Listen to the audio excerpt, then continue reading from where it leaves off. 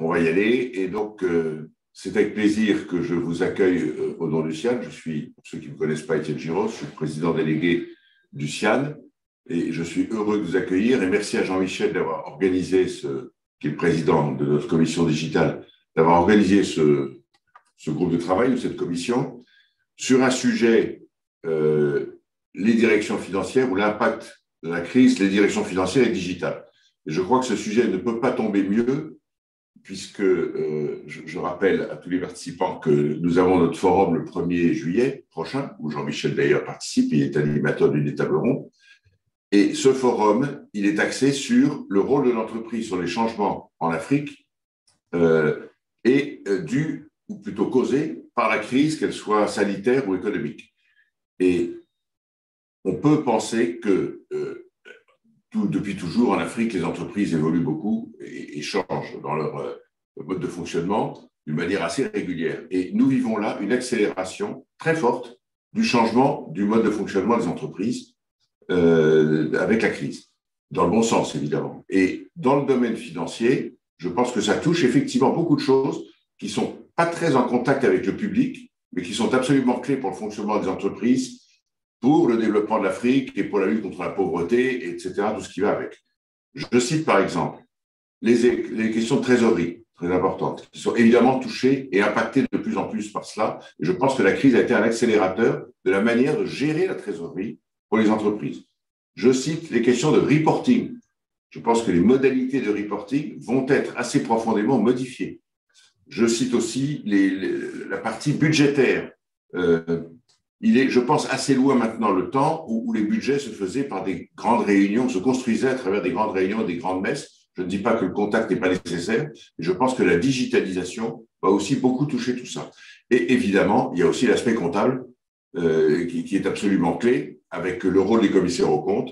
Bref, je pense que la totalité du scope de la fonction de direction financière, elle est impactée d'une manière assez technique et assez interne, mais elle est impactée par cette accélération du changement qui passe évidemment par la digitalisation. Moins de rencontres, plus d'échanges d'informations, puisque la fonction financière, c'est quand même beaucoup d'actions et de décisions, mais c'est aussi beaucoup d'échanges de données.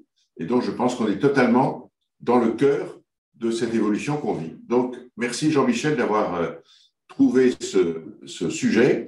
Et je remercie aussi nos participants qui ont accepté de venir nous expliquer leur point de vue sur ce dossier-là. Donc, je ne veux pas être plus long. Et Jean-Michel, je te donne la suite pour lancer nos... quelques participants. Alors, oui, Sandrine, vas-y, tu veux ajouter quelque chose? Oui, je voulais dire que cette année, pour notre forum, on a beaucoup de délégations africaines venant de RDC, venant d'Algérie, venant du Togo en force, puisque nous avons 8 ministres du Togo et Madame le Premier ministre, comme elle souhaite qu'on l'appelle. Nous aurons également le président de la BAD qui va venir en personne, M. Adesina. Et puis en duplex, depuis Abidjan, nous aurons aussi le Premier ministre de Côte d'Ivoire. Donc vraiment une édition très internationale avec des grands noms français aussi, une interview de M. Le Maire, une interview de M. Dufour. Donc vraiment un très très beau panel, un forum qui vise haut. Et qui vise à montrer aussi toute la transformation de l'Afrique, l'accélération, et que l'Afrique est aussi moderne que les autres continents, voire parfois même en avance avec le digital, comme l'a souvent démontré Jean-Michel dans ses ouvrages, dans la commission et dans ses prises de parole. Et que l'entreprise est le vecteur de tout ça. Oui, et que l'entreprise accompagne, accélère ces changements, les met à la disposition de ses employés. Si vous voulez vous inscrire, il est encore temps, il faut aller sur le site du CIAN, c'est très facile. Voilà, c'est gratuit. Et surtout, on pourra participer aussi à distance, puisqu'on a mis tous les moyens pour que ce soit une vraie édition présentielle. Là, on est limité en capacité d'accueil encore, et digitale, et donc les gens qui seront à distance auront aussi une très bonne qualité de transmission. Et c'est le 1er juillet, pour le rappel. C'est jeudi prochain. C'est jeudi prochain. Merci Sandrine, merci Étienne pour ce petit mot d'accueil. Et effectivement, aujourd'hui, on va s'intéresser en quoi le digital impacte la fonction financière dans les entreprises. Un sujet clé, comme tu l'as dit, en plus en période de crise, c'est d'autant plus important de bien contrôler tous ces éléments. Peut-être d'abord un petit tour de table de nos 3 intervenants, sachant que Bien sûr, cette conférence est enregistrée, donc il y aura un mode replay pour ceux qui peuvent la suivre après. Et puis pour ceux qui sont présents, vous aurez la possibilité de poser des questions. Pour cela, on est dans Zoom, hein, donc vous allez dans la partie Q et R, questions-réponses, et donc vous poserez vos questions par écrit. Et on consacrera 10 petites minutes à la fin à répondre, à essayer de répondre en tout cas à vos questions. Donc tout d'abord, un petit tour des 3 intervenants de notre panel de ce matin, qui est dans 3 pays différents. Je commence par ordre alphabétique, par Wafa, et là, nous allons à Casablanca. Bonjour Wafa. Bonjour à tous. Donc, Wafa Jrandi, je suis senior manager au sein du cabinet Bearing Point, experte en stratégie et pilotage de performance. Je vais vous présenter les résultats d'une étude que nous avons menée récemment autour de ces sujets de digitalisation de la fonction finance. Merci Wafa. Ensuite, on retourne en France avec Ludovic. Bonjour Ludovic. Oui, bonjour Jean-Michel, bonjour à tous. Donc Ludovic Pech, le directeur financier d'Orange Middle East Africa, qui est donc l'entité qui, pour le groupe Orange, pilote sur 17 pays nos activités sur le continent. Et enfin, on va tout au sud, à Johannesburg, si je ne dis pas de bêtises, rejoindre Karine. Bonjour Karine. Bonjour. Alors au Cap. Au Cap. Pas Johannesburg, le Cap.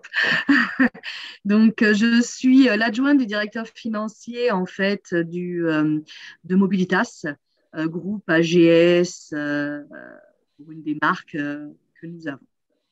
Merci beaucoup. Donc au Cap, on est encore plus au sud que ce que j'indiquais. Plus au sud. Exactement. Pour commencer cette commission, effectivement, on proposait que Wafa vous présente rapidement quelques éléments d'une étude qui a été menée par Bearing Point au tout début d'année, alors au Maroc, mais en fait qui est la déclinaison d'une étude qu'on fait depuis 2019 en France sur le CFO 4.0, donc en fait le DAF 4.0. Là, après on pourra discuter si c'est 3, 4.0, dimension un peu marketing, mais c'était justement de voir quel était le degré de maturité d'utilisation des outils, notamment numériques, par les DAF des pays du Maroc en l'occurrence. Et bien entendu, notre commission ne va pas traiter que du Maroc, mais c'était intéressant de voir, d'une part, quel était ce degré de maturité d'un pays africain, et aussi le comparer par rapport aux études et aux données qu'on avait pu avoir par rapport à la même chose qu'on avait réalisée dans 6 pays européens. Ça permet aussi un petit benchmark. Donc, je propose que Wafa consacre 10-15 minutes d'introduction pour présenter ces résultats, et après, on demandera à Ludovic et à Karine de réagir déjà par rapport aux résultats. Est-ce que ça correspond à des choses qu'eux voient dans leur entreprise? Et puis après, de nous donner quelques exemples concrets. Wafa, la parole est à toi. C'est Jean-Michel. Alors, donc, je vais partager une présentation synthétique de ces résultats. Ça s'affiche. Très bien. Donc, effectivement, c'est une étude que nous menons depuis 2019 au niveau de plusieurs pays en Europe. Et nous avons décidé de commencer à la décliner en Afrique, et en commençant par le Maroc. Alors, cette première étude que nous avons menée au Maroc, on a eu pour cette première édition donc une trentaine de répondants de différents secteurs d'activité. Donc, on avait des services financiers, des télécoms, de l'immobilier, de l'industrie. Et on a à peu près 2 tiers de grandes entreprises et 1 tiers de PME. Alors, on a interrogé les entreprises sur 3 thématiques. Quelle stratégie pour la fonction finance en termes de digitalisation?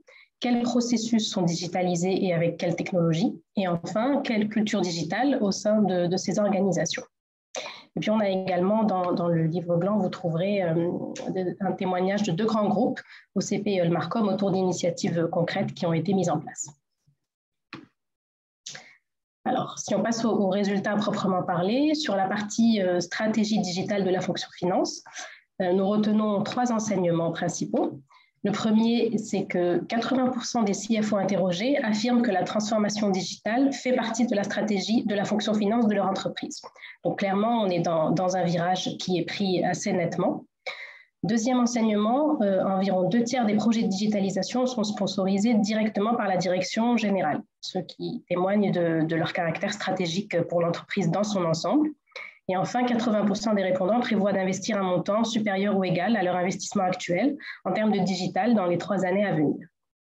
Alors, il faut noter que ces résultats sont globalement cohérents avec ce qu'on observe dans notre étude européenne. Sur le volet processus, lorsqu'on interroge les entreprises sur quels sont les processus qui sont les plus impactés par la digitalisation à ce jour, on a clairement les processus transactionnels qui se dégagent en premier lieu, donc le P2P, le O2C.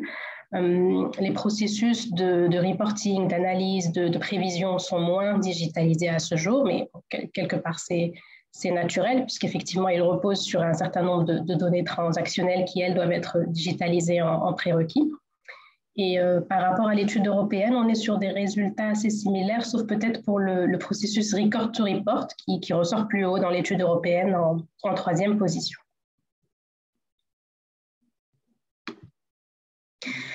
Ensuite, pour ce qui est des technologies numériques utilisées, donc on les a interrogées sur quelles sont les technologies pour lesquelles des projets sont aboutis ou alors des projets sont en cours. Et là, on a clairement les technologies autour de l'analytics qui ressortent en premier lieu. Donc ça démontre que les directions financières sont de plus en plus data-driven. Donc ça, c'est le premier enseignement. Et en deuxième lieu, on a la partie robotisation des processus, donc qui permet d'automatiser un certain nombre de tâches manuelles. Et en troisième rang, la reconnaissance optique des caractères, qui permet par exemple d'automatiser le traitement de factures. À noter qu'en Europe, on retrouve exactement le même top 3, donc intéressant, avec un ordre un petit peu différent. Et lorsqu'on interroge les entreprises sur quels sont les bénéfices qui sont apportés par ces nouvelles technologies, on a dans l'ordre l'efficacité opérationnelle, une plus grande sécurité et une meilleure satisfaction des clients internes.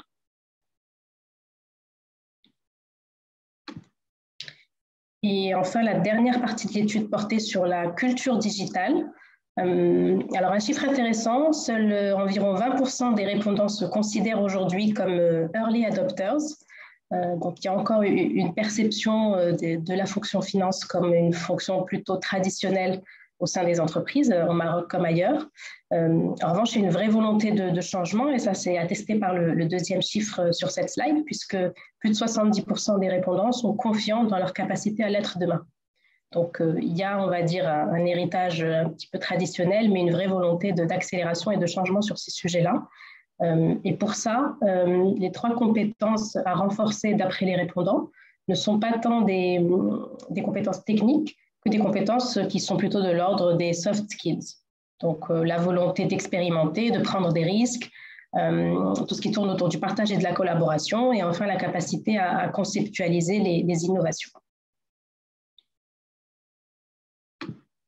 Voilà, donc en synthèse, quel niveau de maturité digitale de la fonction finance des entreprises marocaines?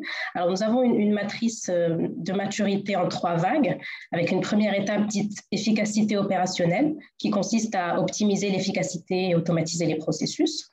Ensuite, une seconde vague dite business partner, où là, la fonction finance est en mesure de fournir des informations financières en utilisant des données en temps réel et des outils de data vis à utiliser directement par les clients. Et enfin, une troisième étape dite catalyseur de transformation, où là, la fonction finance se positionne en tant que pilote de la transformation digitale de l'entreprise dans son ensemble et permet également de réinventer les chaînes de valeur. Alors aujourd'hui, on observe que les répondants que nous avons interrogés, pour la plupart, sont encore dans la première vague dite d'efficacité opérationnelle, et certains ont pris le virage de la seconde vague. Alors, ce qu'on observe en Europe, c'est quelques différences. On a pour moitié, on va dire, des entreprises dans la première vague, pour moitié des entreprises dans la seconde vague, et une petite poignée qui en sont à la troisième vague.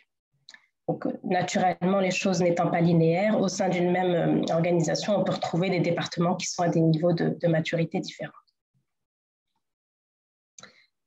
Voilà pour la synthèse des résultats de cette étude que nous avons menée pour la première fois au Maroc et que nous serons amenés donc à reconduire pour de prochaines éditions et à élargir à d'autres pays en Afrique prochainement.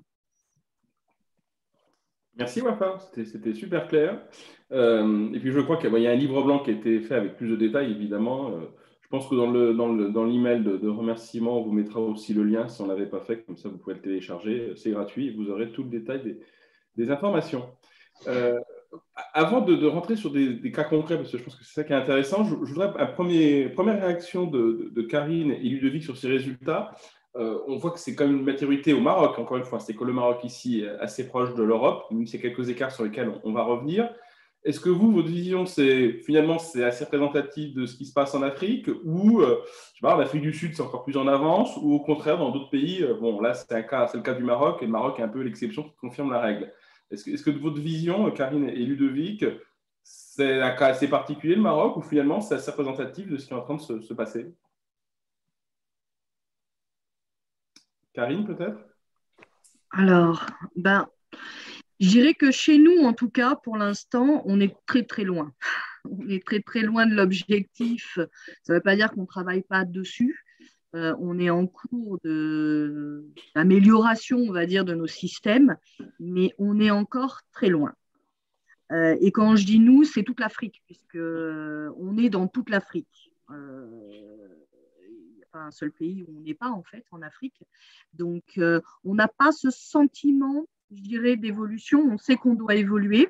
Il y a des domaines sur lesquels on commence, comme les budgets, on a commencé à essayer d'utiliser le cloud, des choses comme ça pour essayer de faire avancer les choses plus rapidement, mais on est très, très loin. Et tous les pays vont un peu dans le même sens, enfin au même niveau, ou il y a quand même quelques écarts, parce que peut-être que certains pays sont plus en avance. Vous voyez des écarts ou pas? Alors, nous, tout est centralisé, on va dire, au niveau du groupe. Donc, c'est vrai qu'on est centralisé au niveau de l'Afrique du Sud. On a un système qui est en cours de développement qui permettra justement d'être beaucoup plus réactif et d'avoir des chiffres qui seront, on va dire, en live. À l'heure actuelle, on n'a pas ce genre de choses. Même dans la comptabilité, on n'est pas encore en live. Ça veut dire qu'on n'a pas les informations qui viennent d'Afrique. Je ne vois pas de zone à l'heure actuelle qui évolue plus rapidement que d'autres. Mais ça, c'est nous. On voit, je ne vois pas. Je ne pourrais pas dire que même le Maroc, où on est, évolue plus rapidement que l'Afrique du Sud ou la Côte d'Ivoire ou tous les pays. C'est au même niveau, en fait. C'est le groupe qui lead. C'est un groupe français, mais c'est nous qui essayons de faire en sorte que tout évolue et tout évoluera, je pense, en même temps. D'accord.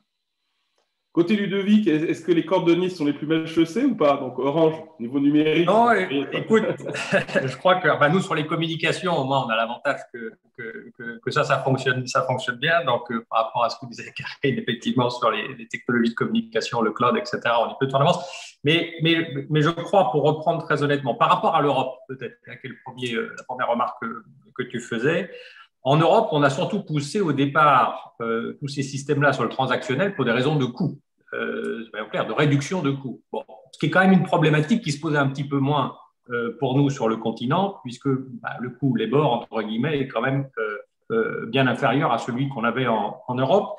Et donc, c'est intéressant de voir que ça n'a démarré que quand on passait d'une logique de coût à une logique de valeur ajoutée et de qualité. C'est-à-dire, en Afrique, la digitalisation répond moins, de mon point de vue, Karine pourra commenter sur ces exemples, mais à une logique de coût qu'à une logique de capacité de pilotage, gestion de la donnée et amélioration des processus d'une façon générale. Donc ça, c'est déjà un premier élément qui est, je crois, assez important à noter sur la différence de dynamique qui est liée au timing et aux conditions.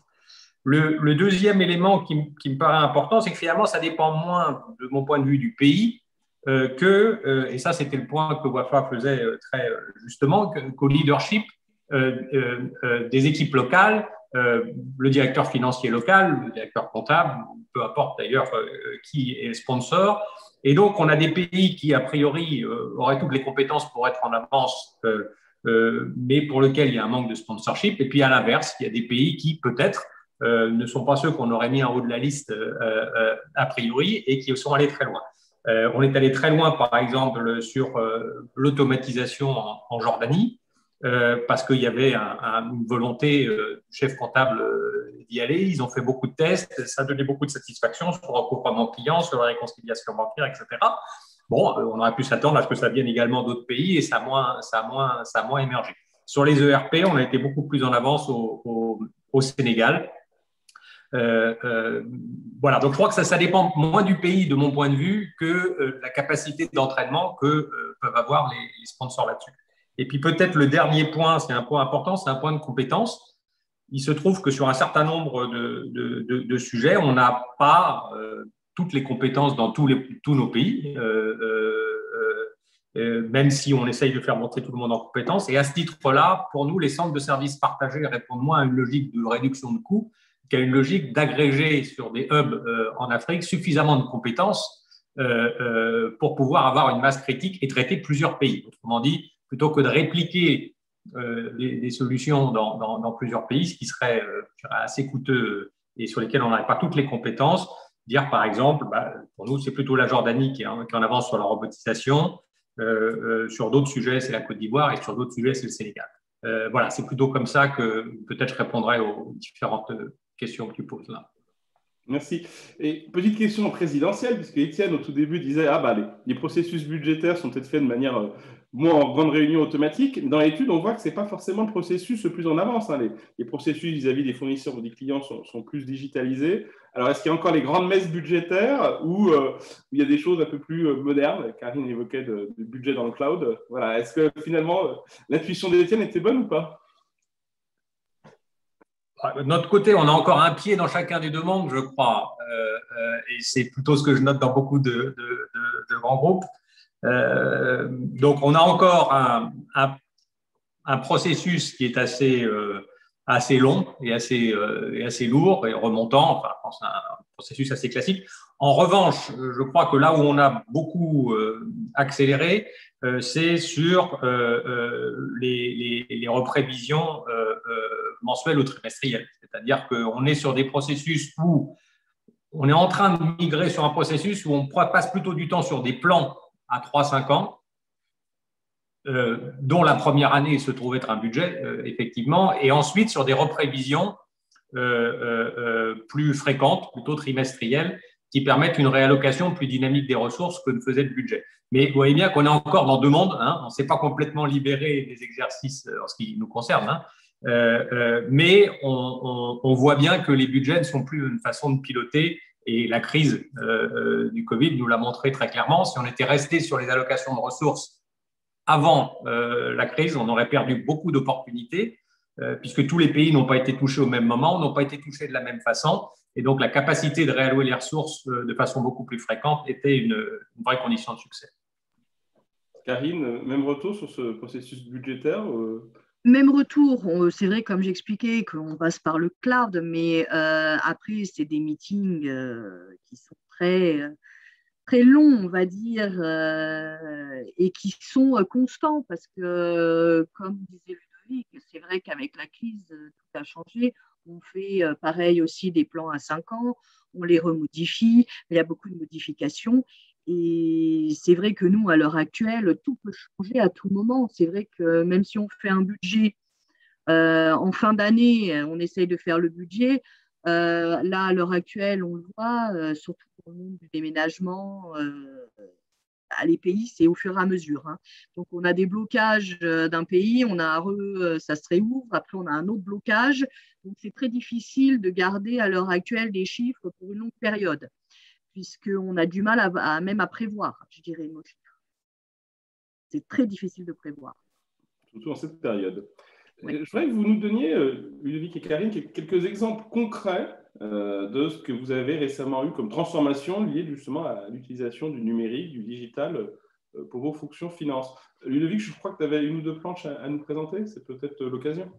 Oui, je peux vous partager quelques-uns des chantiers en cours. Ça tout de suite en espérant que ça fonctionne. Alors, la répétition juste avant, ça avait fonctionné, c'est normal, c'est toujours le suspense avec le numérique.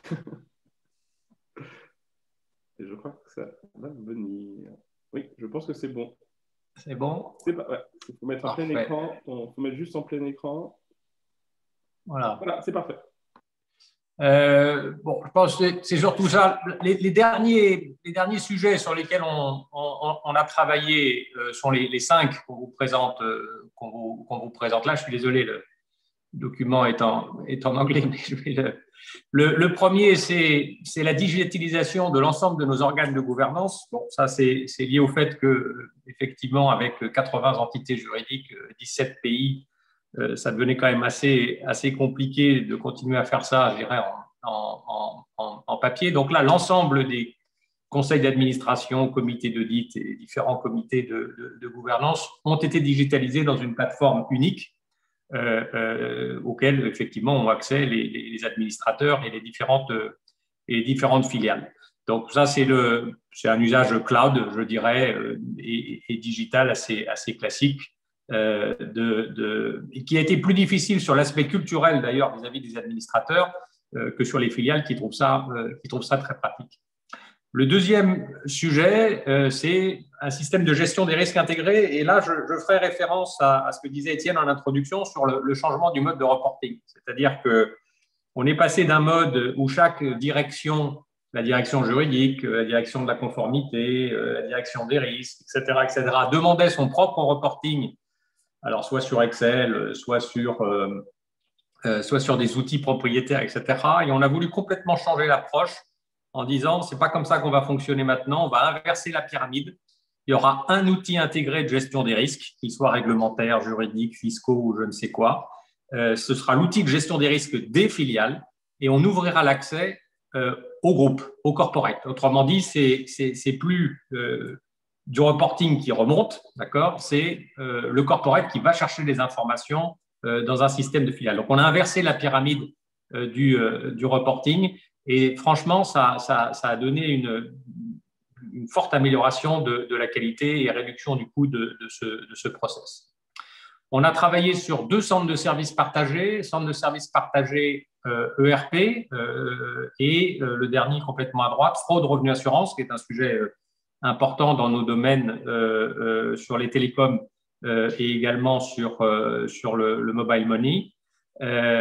Sur l'ERP, solution cloud privée, désormais, on a migré déjà 9 pays, on va migrer les 17 normalement dans l'année et demie, dans les 2 ans qui viennent.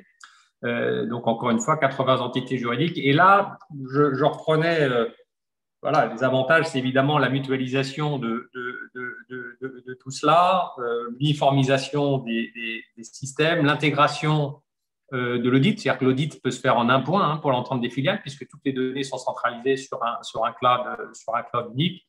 Donc voilà, un gros effort là de mutualisation et peut-être le changement d'approche là-dessus que je mentionnerais, c'est qu'avant, mutualisation pour un groupe français, ça voulait dire centralisation à Paris. Et là, la mutualisation, le centre de services partagés, les compétences sont à Dakar, au Sénégal. Donc on voit bien là aussi la volonté que cette transformation soit très en lien avec les activités, les processus qui sont pas toujours les mêmes sur le continent et en Europe. Pour la fraude, revenu, assurance, même principe, mais là, on est sur technologie plutôt moderne, technologie de big data et de machine learning, c'est-à-dire qu'on est passé d'un modèle où on détectait des scénarios de fraude préétablis. Autrement dit, on disait, voilà, s'il se passe ceci, cela, c'est probablement une fraude, il faut la détecter, à des systèmes de fraude inconnus, c'est-à-dire que le système détecte des anomalies statistiques et il ne sait pas si c'est une fraude ou si ce n'est pas une fraude, mais en tous les cas, ça sort des usages courants ou moyens et ça permet de détecter des fraudes qu'on n'avait pas prévues, alors que jusqu'à maintenant, on ne détectait que les fraudes que l'on avait appris à détecter. Donc là, les nouvelles technologies offrent un avantage très, très substantiel. Et le dernier en jaune, ce qu'on appelait Lynx, là, c'est finalement le data lake. Je dis souvent, le digital, c'est pour nous à la finance à la fois la réponse à une menace qui était la perte potentielle sur le contrôle de la donnée qui était plutôt dans les mains du CFO, mais c'est aussi une opportunité de répondre aux enjeux et à dégager des nouvelles marges de manœuvre. Et donc, on a embrassé ce changement avec la mise en place d'un data lake qui permet d'agréger, au-delà des informations des ERP, les informations opérationnelles de pilotage, informations techniques, informations commerciales, informations clients, ce qui permet effectivement de reprendre la main sur l'ensemble de la donnée de la maison, de la société, au-delà des données purement financières. Voilà peut-être les grands chantiers en cours qu'on a commencé il y a 1 an et qui vont nous prendre encore probablement 2 ans. c'est clair que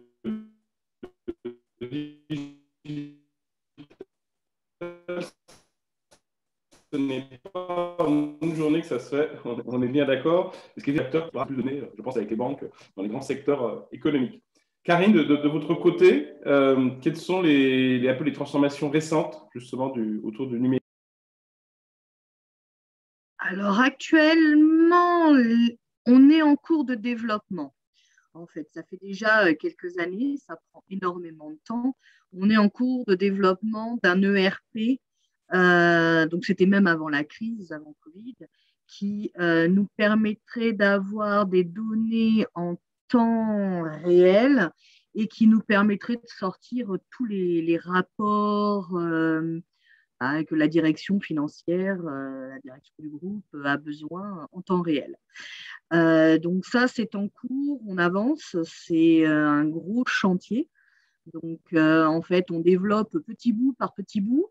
La comptabilité étant, enfin, je crois qu'ils ont déjà commencé avec l'opérationnel pour qu'on puisse suivre opérationnellement parlant tout le plus rapidement possible. Et ensuite, le chantier, c'était la comptabilité, avoir les informations, essayer de greffer même les banques, la saisie des banques, le paiement avec la relation bancaire. Alors, en Afrique, le problème, c'est que les banques ne sont pas encore assez très archaïques. Dans certains pays, il faut carrément aller à la banque avec tous les documents pour pouvoir faire un virement.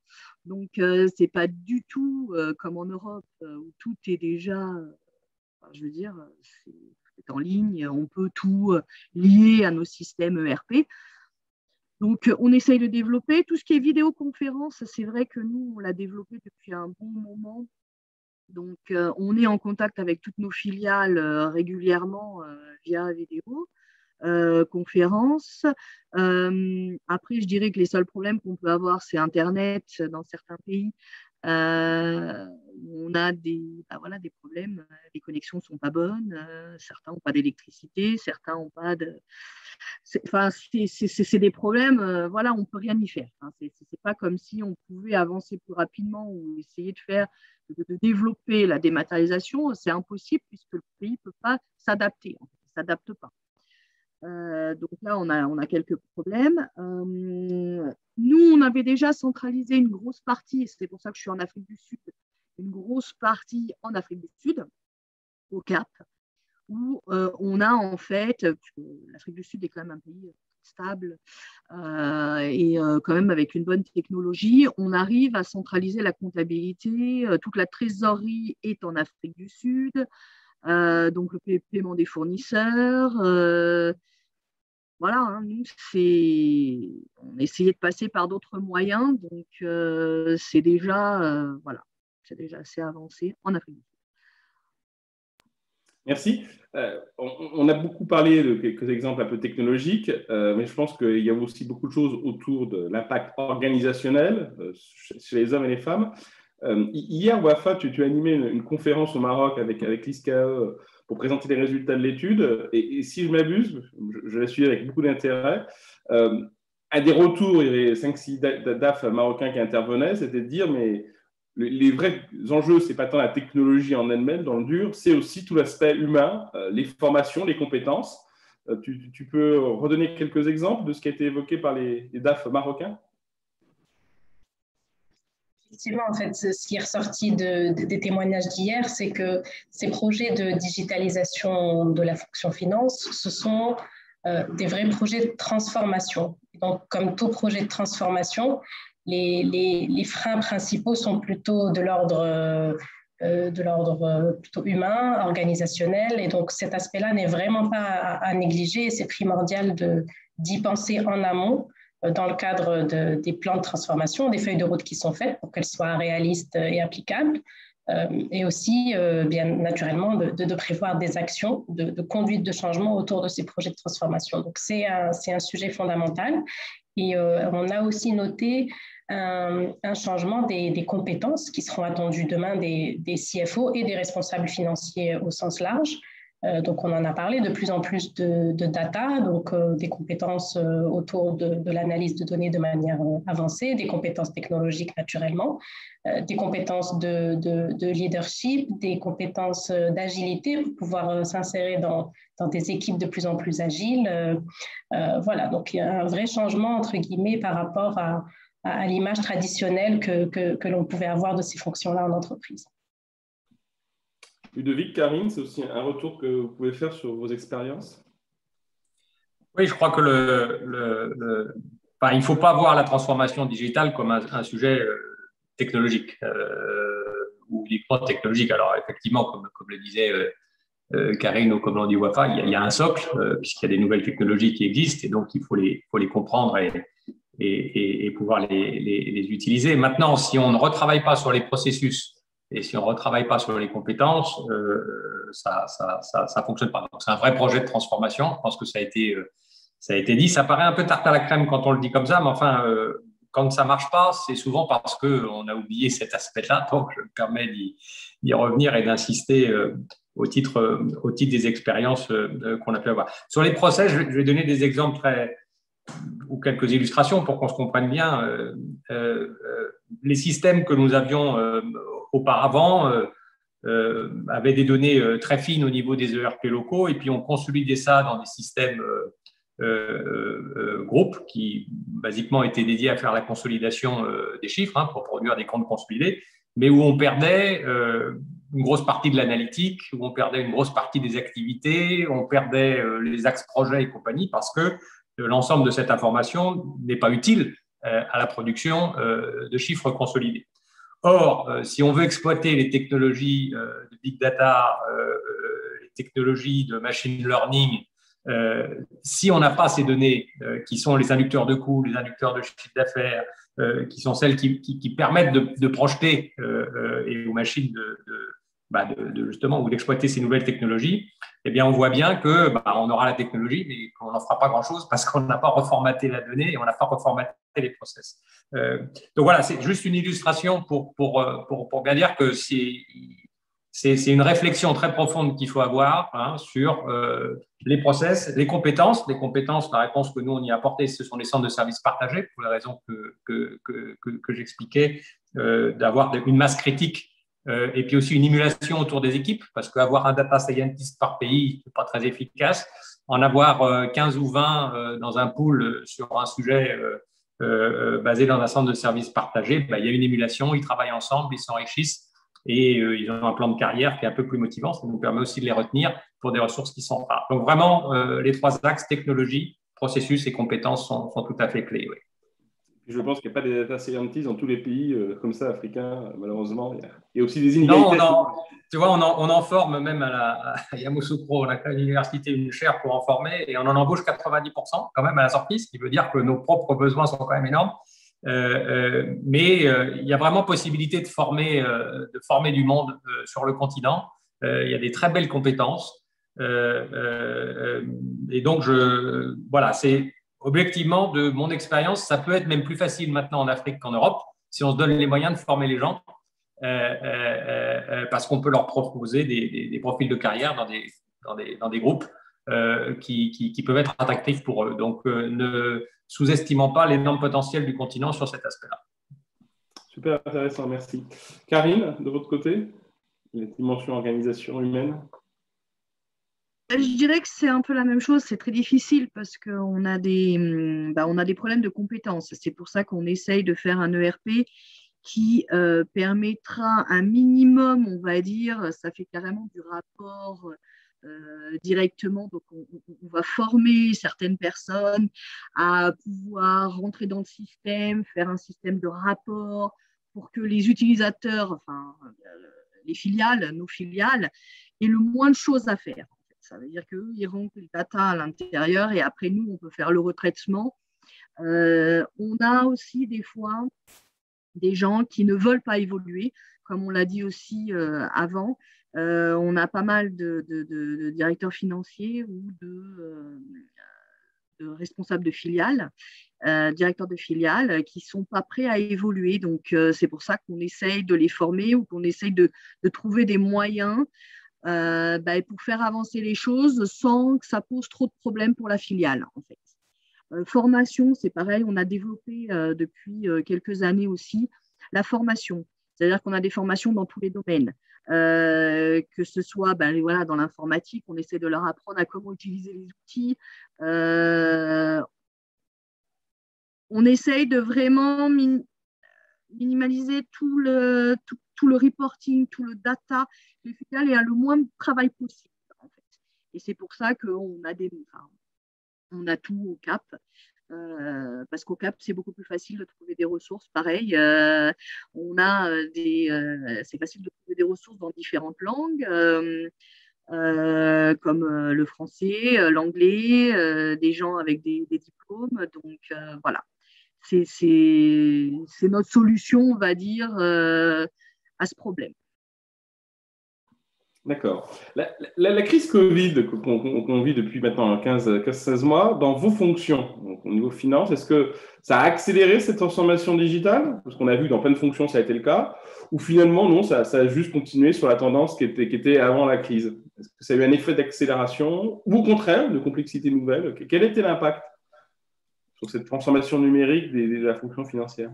Non, je crois que ça l'a accéléré dans le sens où ça a montré que beaucoup de choses étaient finalement possibles. Et puis, ça a démontré aussi, on en parlait à un instant, que les budgets à 18 mois, bon, déjà dans le monde pré-crise, c'était compliqué. Je crois que Karine coïncide aussi là-dessus. Mais alors, dans le monde Covid, alors là, bon. Donc, je crois que ça n'a fait que renforcer un certain nombre de choses qu'on avait déjà. En revanche, il y a des sujets qu'on avait assez peu anticipés. Je crois que Karine donnait l'exemple, mais nous, on était relativement tranquilles sur la connectivité et le fait que nos salariés puissent se connecter à distance pour des raisons évidentes. En revanche, on n'avait pas prévu qu'ils n'avaient pas tous l'électricité chez eux en permanence.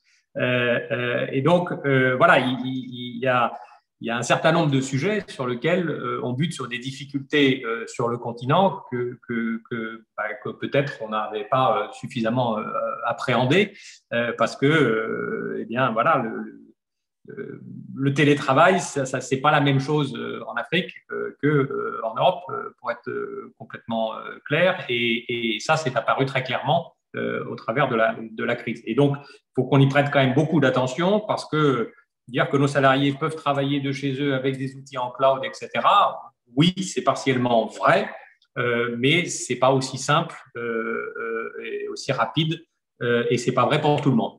Donc, je crois qu'il y a à la fois ce mécanisme d'accélération, mais aussi ce mécanisme où ce rappel à la réalité qui nous a fait buter sur un certain nombre de difficultés qu'on n'avait peut-être pas suffisamment anticipées et qu'il a fallu prendre en compte.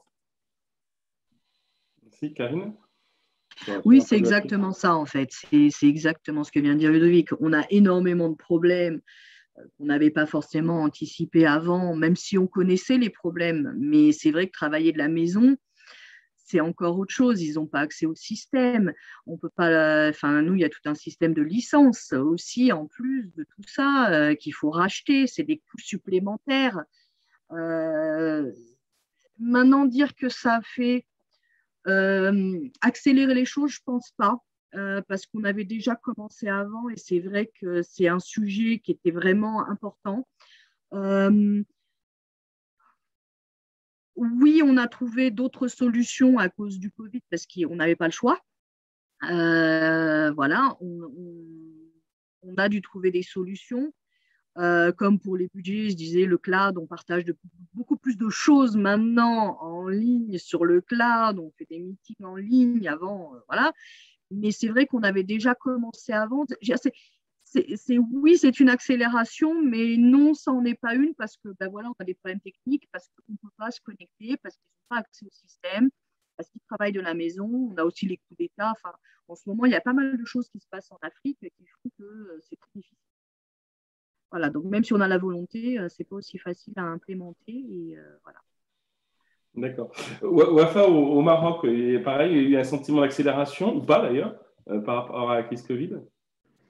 De ce qu'on voit chez nos clients au Maroc, il y a eu une vraie accélération de projets digitaux pour lesquels nos clients se donnaient le temps. Et là, on ne tergiverse plus, on lance. Non, clairement, une vraie accélération sur ces sujets-là. On voit naître des projets de data lake finance, des projets de digitalisation des reporting, et tout ça a été accéléré par la crise. D'accord, merci. Moi, j'avais une dernière question, et puis il nous reste une dizaine de minutes, donc je rappelle à l'auditoire que si vous avez, pour ceux qui sont en direct, des questions, il y a le chat, Q&R si vous voulez en poser. Ma dernière question, c'était pour Karine et Ludovic, quels sont vos prochains défis dans le domaine? C'est-à-dire, grosso modo, il y a des choses qui ont été faites. C'est quoi la prochaine étape? C'est quoi votre prochaine, j'allais dire Everest, non, votre prochain Kilimandjaro pour la numérisation de la fonction finance? Écoute, je pense que maintenant, ça réside dans ce qui nous concerne, dans l'exécution. C'est le défi d'exécution, parce que je pense que la vision maintenant est partagée. Je pense qu'il y a une plus grande acceptation et compréhension du pourquoi. Je pense que nos collaborateurs qui voyaient peut-être à un moment donné des risques ou des contraintes, ils voient quand même des opportunités maintenant. Donc, je pense que le point de bascule, d'une certaine façon, est là. Donc, la vision existe, le point de bascule est là. Maintenant, ce sont des grands défis d'exécution parce que c'est pas simple, parce que ça demande une forte animation, sponsorship, on l'a dit tout à l'heure. Il faut travailler sur les compétences. Il faut aussi faire changer de métier un certain nombre de nos collaborateurs. Donc, c'est un accompagnement. Et puis, comme tous les projets, il ne faut pas que ça prenne trop de temps non plus, parce que si ça prend trop de temps, on finit par épuiser les gens qui ont l'impression qu'ils ne voient jamais la fin d'un projet ou d'un processus. Donc, voilà, il faut essayer d'avoir des jalons avec des petites victoires assez réguliers pour entretenir la dynamique. Bon, ce qui a été dit. Donc, je crois que pour nous, le principal défi, c'est quand même un défi. C'est quand même un défi d'exécution sur le continent. Exécution, effectivement. Karine? C'est la même chose, je suis tout à fait d'accord, c'est l'exécution. La volonté y est, on n'a pas le choix de toute façon, puisque sinon on n'arrive pas à survivre. Si on n'arrive pas à faire cette dématérialisation, même de payer tout ce qui est paiement, tout ce qui est client, les factures, oui, voilà, maintenant c'est l'exécution. Ça nous prendra du temps, on essaye d'avancer le plus rapidement possible avec tous les problèmes qu'on peut rencontrer, mais c'est vrai qu'on essaye. Et voilà, moi, dans l'étude, j'avais l'impression qu'effectivement, c'était les fameuses 3 vagues que tu présentais, que c'est peut-être cette exécution avec une fonction finance encore plus business partner qui est peut-être la prochaine étape, c'est ça qui apparaît? Oui, tout à fait. Puis, ça serait intéressant de voir là sur l'étude que nous menons actuellement, donc post-début du Covid, si les résultats seront plus nets sur ce volet business partnering, mais clairement, c'est la prochaine étape. Donc, digitaliser les processus transactionnels classiques, on va dire que la plupart des grandes entreprises, en tout cas, y sont. Et maintenant, c'est la prochaine étape. Comment faire qu'après l'efficacité opérationnelle de la fonction finance en elle-même, la fonction finance tourne davantage vers ses clients internes, mette à disposition les informations en temps réel et se positionne vraiment en business partner. C'est la prochaine étape au Maroc. Merci. Alors, je pense que nous avons posé une question côté Sandrine et Étienne, puisqu'ils ont levé la main. Donc, voilà, ça, c'est l'utilisation des outils Zoom. C'est bien, vous avez levé la main. Donc, Étienne, Sandrine. En fait, ils n'ont pas levé la main, c'est une erreur. Si, non, ce n'était pas une erreur. Non, j'ai deux questions. Merci beaucoup de vos propos très intéressants. Un petit peu près. Ah, le son a été coupé chez vous. On ne vous entend plus, Étienne. Voilà. Pardon, oui, je disais que j'avais deux questions suite à vos propos qui sont très intéressants, un petit peu pas techniques, enfin un petit peu précises. La première a trait à la trésorerie. Notamment en Afrique, les mouvements de fonds sont assez compliqués quelquefois. Est-ce que dans votre trésorerie quotidienne, la gestion de votre trésorerie quotidienne, et notamment à cause de la Covid, ou grâce à la Covid, est-ce que ça a accéléré, ça a un peu amélioré les choses? Par exemple, est-ce que vous voyez encore les banquiers, est-ce qu'on se déplace? Il n'y a plus de documents, il n'y a plus de formulaires, enfin, est-ce que tout ça est dématérialisé autant que ça pourrait l'être ou pas? Première question. Et deuxième question, pendant que j'ai la parole, mais elle est différente. Ludovic, vous avez expliqué qu'il y avait une évolution dans ce domaine-là aussi pour la gestion des boards ou des conseils d'administration et d'ailleurs, accessoirement, aussi du reporting, où finalement on ne fait plus remonter les informations, mais plutôt c'est les services centraux qui vont les chercher, se servir. Donc ça veut dire l'existence de plateformes, je ne sais pas comment ça s'appelle, enfin en tout cas de lieux de stockage où des informations sont stockées. Qui gère ça? Comment est-ce que c'est rangé? Et en plus, il y a évidemment un caractère confidentiel.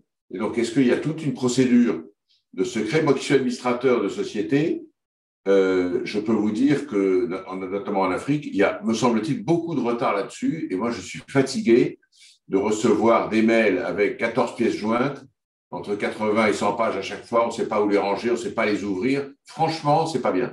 Et donc, moi, je rêverais d'avoir un endroit où je puisse entrer en confidentialité avec les autres d'ailleurs, et comme ça on partagerait l'information. Donc moi j'ai été très intéressé par ça, et vous devriez évangéliser le continent là-dessus. Voilà.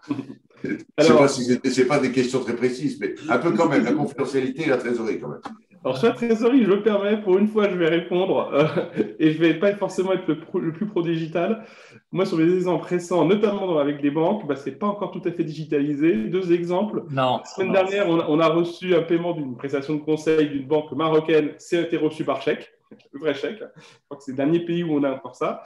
Et deuxième exemple, on a une mission pour la KfW, donc, qui est la banque de développement allemande, pour la mise en place de tout ce qui est numérisation de tout leur process, notamment décaissement, avec de la blockchain, donc un suivi des décaissements par blockchain. On le fait en Éthiopie, au Burkina Faso. Et nous, notre propre prestation n'est pas du tout incluse dans ce système-là. Et donc, quand il faut se faire payer, il faut envoyer une facture papier signée en DHL à Ouagadougou. À Ouagadougou, elle est tamponnée par le client qui la renvoie en Francfort par DHL. Et ça prend 2 mois. Donc, je pense qu'il y a encore du travail. Ça, c'était mon témoignage personnel. Ludovic. Non, je pense que je suis assez d'accord et je pense que Karine aura les mêmes exemples, même si on n'est pas toujours dans le même pays, mais on arrive à automatiser avec nos clients et avec nos fournisseurs, mais pas avec nos banques, la plupart du temps sur ces processus-là. Donc, les portails fournisseurs, les réconciliations avec les clients, tout ça, on arrive à le faire. Avec les gros clients, on va dire, bien entendu. En revanche, avec les établissements bancaires, pour des tas de raisons, y compris de contrôle de change et d'autorisation des banques centrales et d'obtention de devises, etc., on est vraiment sur des process très compliqués, très manuels et qui prennent parfois des semaines. Donc, assez en ligne avec ce que tu disais, Jean-Michel. Sur votre deuxième point, Étienne, gestion de la gouvernance, oui, moi je suis administrateur également dans beaucoup de sociétés. J'avoue que c'était les mêmes problématiques que celles que vous décriviez, avec en plus le problème de la confidentialité, d'avoir des documents qui se promènent sur des adresses Gmail et compagnie un peu partout sur le continent, qui sont celles d'administrateurs, qui ne sont pas forcément, je dirais, membres de grands groupes avec des systèmes sécurisés de messagerie. Donc, c'était quand même pas ce qu'il y avait de mieux. Donc, on a beaucoup travaillé sur… donc là, c'est du cloud, c'est du cloud sécurisé, sur des réseaux également sécurisés. Donc, on a fait un gros effort sur ces aspects-là. Et avec, dans un certain nombre de cas, des déclarations auprès des autorités locales pour leur signaler que certaines données sont hébergées en dehors du pays où elles sont traitées. Mais comme je vous le disais, Étienne, on a eu plus de mal finalement à convaincre parfois certains administrateurs qui restaient très papier qu'à convaincre finalement et la société, direction juridique et autres, qui voyaient un énorme bénéfice. Parce qu'en plus, vous pouvez annoter les documents et vous gardez vos annotations. Enfin, voilà, il y a quand même, pour trouver le document du conseil d'il y a 3 ans qui a été archivé, etc., etc. Enfin, franchement, ça marche bien. Voilà, donc là aussi, une gestion un peu de la culture, la culture papier. Mais une fois qu'on a géré cet aspect-là, franchement, c'est très utile. Et les coûts sont très faibles. Enfin, des plateformes de ce type-là, c'est quelques dizaines de milliers d'euros. Enfin, c'est franchement très abordable. Et au niveau sécurité, pour limiter l'accès ou pour sélectionner l'accès? Oui, c'est Chacun, ça. c'est simplement un code ou c'est plus compliqué que ça? Non, non, vous avez des codes et des certificats, mais c'est le même système que nous, on utilise chez, je suis administrateur d'autres sociétés, mais c'est le même système qu'on utilise chez Air France, chez Orange, dans des grands groupes, Thales également. Donc, pour vous dire que c'est quand même des systèmes qui ont montré, avec des systèmes d'authentification robustes, D'accord. Non, mais c'est pas trop lourd. Ah non, non, non, non, non. Enfin, et je vous dis, vous avez ça sur tablette. C'est convivial. Oui, non, c'est assez facile. Et donc, c'est pareil pour le reporting aussi. Vous avez des plateformes où les reporting, pareil, c'est des systèmes cloud. Donc, les données, là aussi, sont centralisées. Et les fonctions support ont accès en fonction de leurs habilitations. Donc, la direction fiscale a accès aux risques fiscaux, la direction réglementaire aux risques réglementaires. Donc, on arrive à maintenir l'étanchéité.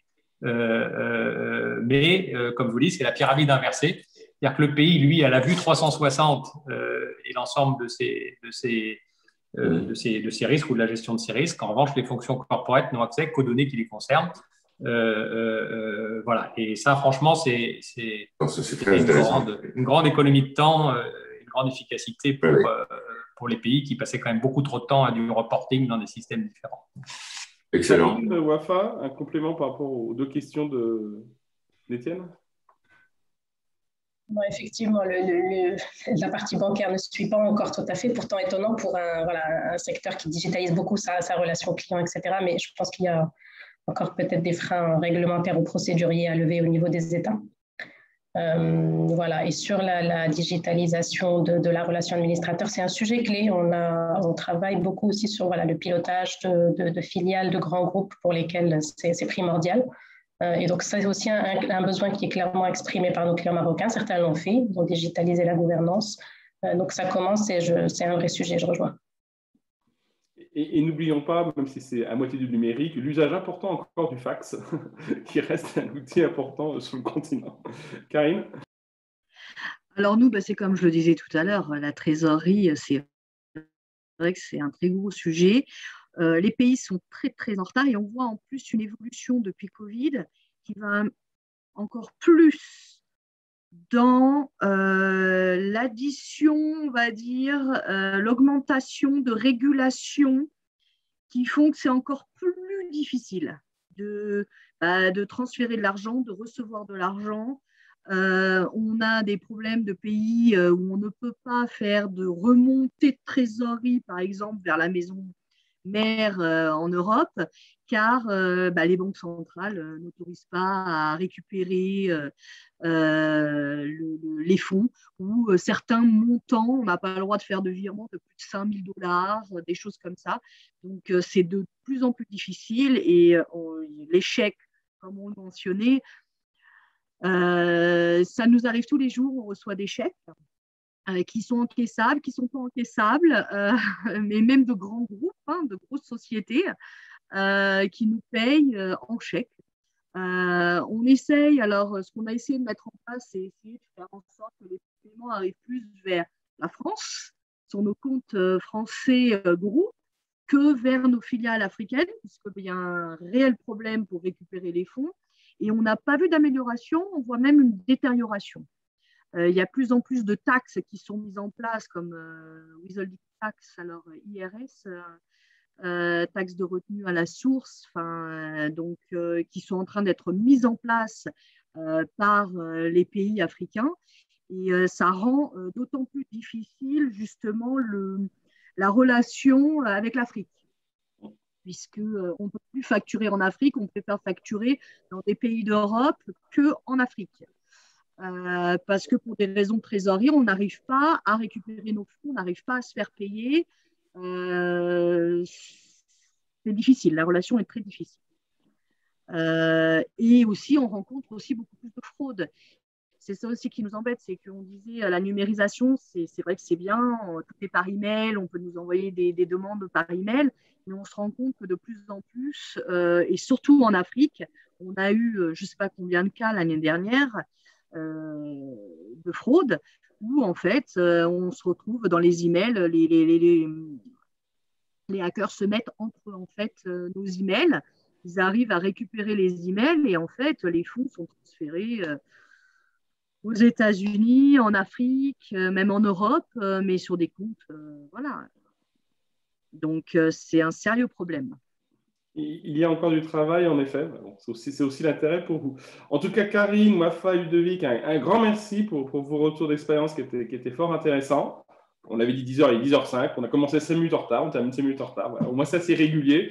Un grand merci à tous les trois et merci aussi à Sandrine et Étienne d'avoir contribué à organiser cette commission. C'était très intéressant. Merci beaucoup et très bonne fin de journée. Merci à tous. Au revoir. Merci, bonne journée.